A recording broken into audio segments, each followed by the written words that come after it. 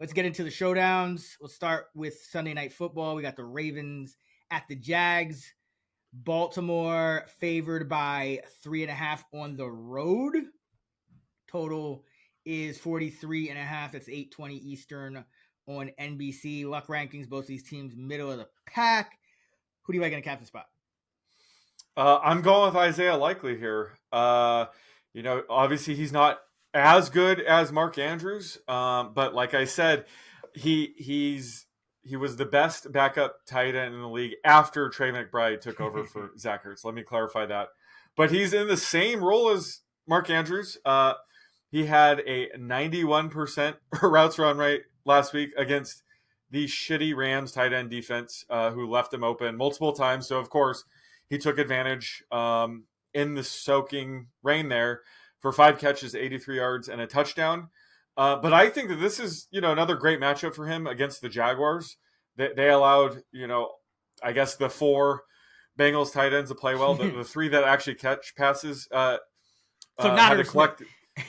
Yeah. Irv Smith is going to phase out. It's really just, can we just go all in on Tanner Hudson at this point? But yeah, no, they did great. And David Njoku had a massive game. And just the Jags defense in general has looked really shaky lately. So I like going with Isaiah Likely here in the captain slot because I think people are going to use him, but maybe not to the point of putting him in the captain slot. But I think he has massive upside. He has similar upside as a Mark Andrews, so I think that's why it makes total sense to use him here in the captain slot.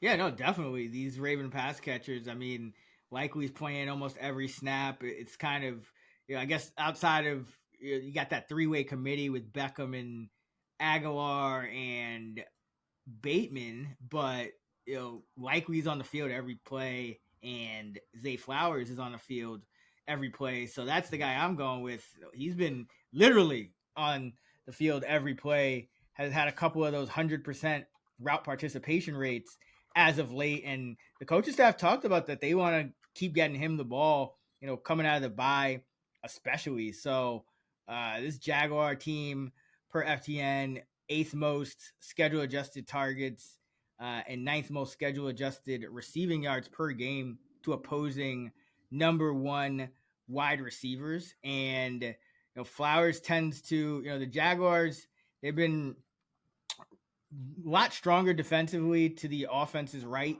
but Flowers tends to do most of his work middle and left. All 3 of his touchdowns on the left side, and about 40% of his catches and yards. So, Jags play a lot of zones, so a lot of times those numbers can hold up a little bit more than if you have a man defense where the corners can just shadow and match up and whatnot. So there could be some holes in those zones exactly in the spots where Flowers is running his pass patterns. But either way, top receiver for the Baltimore Ravens, guy who's a rookie who could still take it, to another gear. Remember Amon-Ra St. Brown around this time a couple years ago, where he went from a guy who kind of flashed to a guy that was just putting up, 8 catches for over 100 yards every game. So he's got the quarterback to do it. He's got the talent to do it. And, outside of Likely, who I love as well, all those other Raven receivers, they're kind of rotating in and out. So there is an opportunity for one guy to kind of be that target hog in Baltimore, and with Andrews out. So love me some Zay Flowers in this spot. One of the multiple Zays on this slate. Yeah. I was gonna say love Zay Flowers in the captain slot, but I have another Zay as a great value play, and that is Zay Jones, and had a modest 5 catch for 29-yard game last week. Didn't score a touchdown, but he did manage to lead the entire National Football League in intended air yards last week with 216. And I know those don't count for fantasy, unfortunately, but it just goes to show that he is going to step up with Christian Kirk out.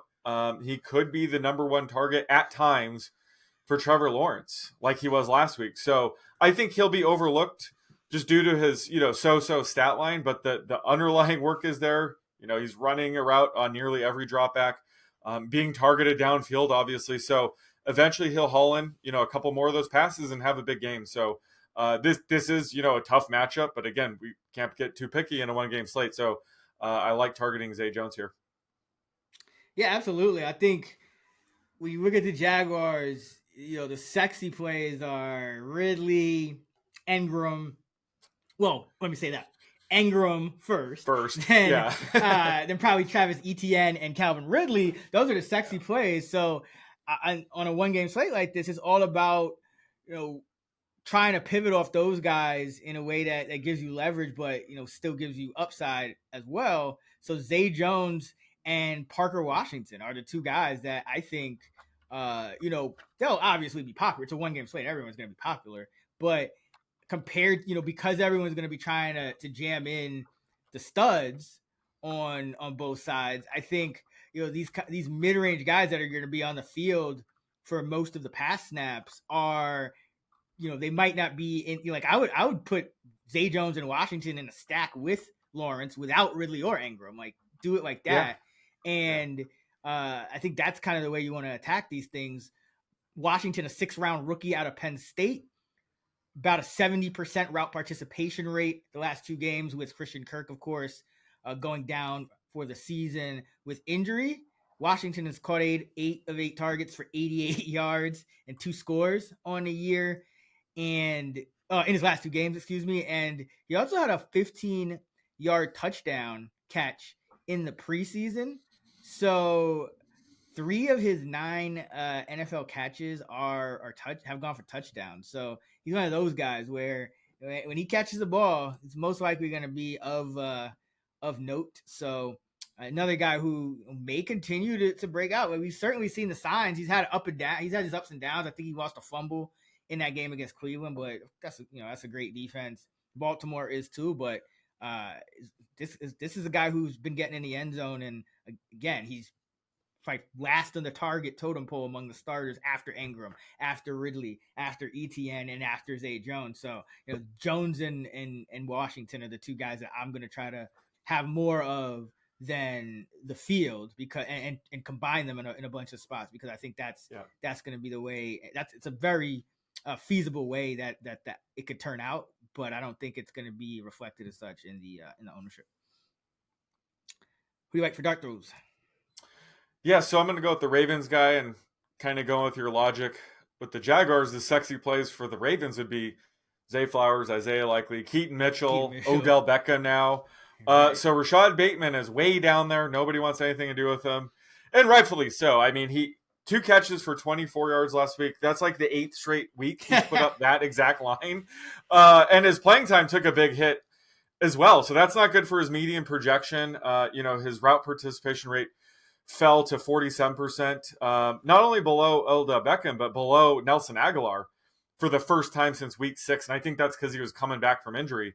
But we have seen his ADOT go way up. In the last 4 games, it's just a shade over 18 yards downfield, which is the highest of all Ravens. So if Lamar is going downfield, it looks like it's more likely to go to Bateman. So even though he's playing less, which is not good for his median projection for his floor, it does mean, he could catch a long pass or 2 here and still might have a sneaky ceiling, and he'll be overlooked. So I think now's the time to kind of, I guess you'd say, buy low on Bateman. You're not expecting much, but if he were to go off, it'd be with a couple long catches. So I think he could do that here.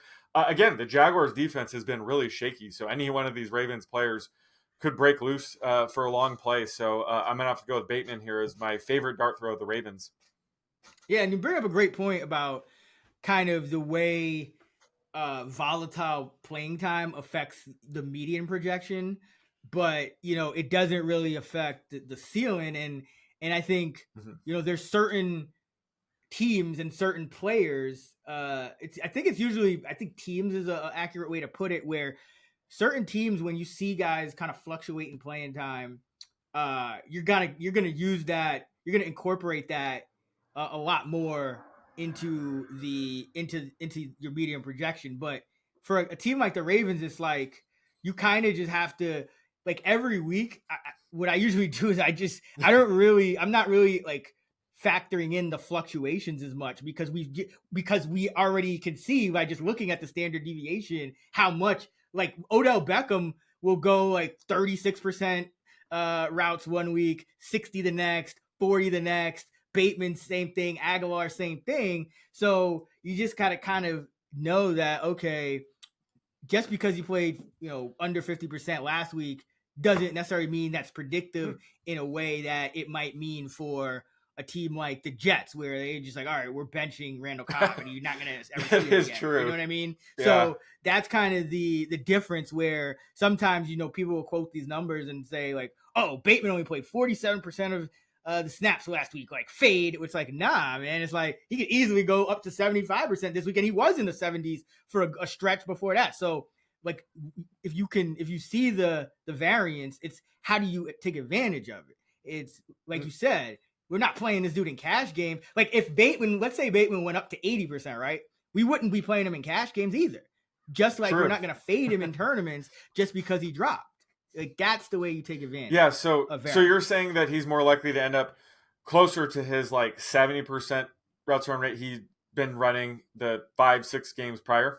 I'm saying we just know that's his range of outcomes, and so he's better for tournaments. Like I'm saying, just the way I wouldn't fade him for dropping the way I might fade like Tutu Atwell, for example. Like when Tutu Atwell all of a sudden started splitting snaps with DeMarcus Robinson, you're like, uh-oh. Like this, because Sean McVay is so consistent, right? Every week he plays the same dudes for like as many snaps as they could possibly play. But with the Ravens and Todd Monken, he's used to having a 4-way committee at wideout. Remember the Bucks? I think he had like Deshaun Jackson as his wide receiver 4. And Godwin, I think, was like a rookie or a second-year guy. So, like, they had all these guys mixing in. And, like, it's just – that's what I'm saying. So, it's like the same way if – let's say Bateman rose to, like, 85%. I wouldn't trust him in a cash game. The same way I wouldn't the same way I wouldn't distrust him for a drop in playing time. And there's certain – you just have to kind of get to know which players are like that and which – coaching staffs are like that and which aren't. Some teams do it in the backfield too, where the Ravens, for example, I mean, sometimes Justice Hill will get a lot of touches. Sometimes he won't see the field at all. And that's actually my dart throw. Justice Hill, Jacksonville giving up the most scheduled adjusted targets to running backs per FTN, 8.8 per game. Third most scheduled adjusted receiving yards per game to running backs, just under 49. They're 19th in DVOA. Against running back passes, and Hill played on 52% of the pass snaps last week, and that doesn't mean I think he's going to do it again, but it means he has that kind of upside to play at a high rate if it's a pass-heavy game script, and that's all you can really ask for. Gus Edwards, if it ends up being a game script where they have a bunch of chances inside the 5, Gus Edwards may get 3 touchdowns. If it ends up being a game script where they have to pass a lot and Jacksonville has some success, kind of like the Rams last week, you could see Justice Hill take snaps away from Edwards and from Keaton Mitchell. So that's kind of the way you want to play the variance. And I think the Ravens are actually a great tournament team because there's not much certainty of who's going to play outside of Flowers and the tight end from 1 week to the next. Yeah. So love this and love the different kind of combinations you can make. And look who the Raven was that scored a touchdown last week. Tywin Wallace, the wide receiver 6. Most of the time, you don't even see the wide receiver 6 register any type of anything. He's the backup punt returner and wide receiver 6. Now he'll be the number 5 with Duvernay being placed on injury reserve. So he's another guy to monitor because you could stack him with the Ravens defense on DraftKings. And I'm sure he's not going to return a punt in back-to-back weeks, but that's that's kind of, if he did, massive advantage. So if you're doing, multi lineup, something to think about.